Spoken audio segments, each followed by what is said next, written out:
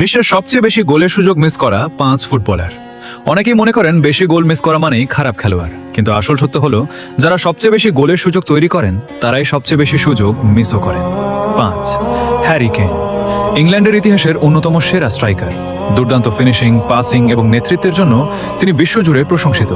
প্রায় 180+ বড় গোলের সুযোগ মিস করেছেন।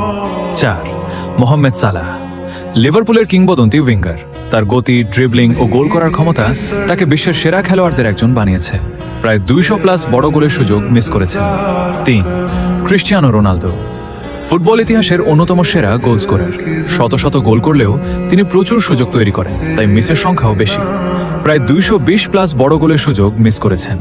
2 লিওনেল মেসি, অসাধারণ ড্রিবলিং, প্লে মেকিং ও গোল করার দক্ষতার কারণে তাকে অনেকেই সর্বকালের সেরা ফুটবলার মনে করেন।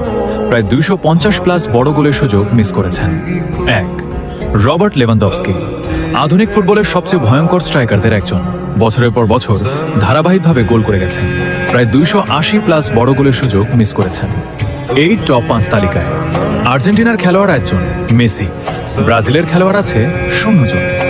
আপনার মতে বেশি গোল মিস করলেও এদের মধ্যে সবচেয়ে ভয়ঙ্কর স্ট্রাইকার কে? কমেন্টে জানান।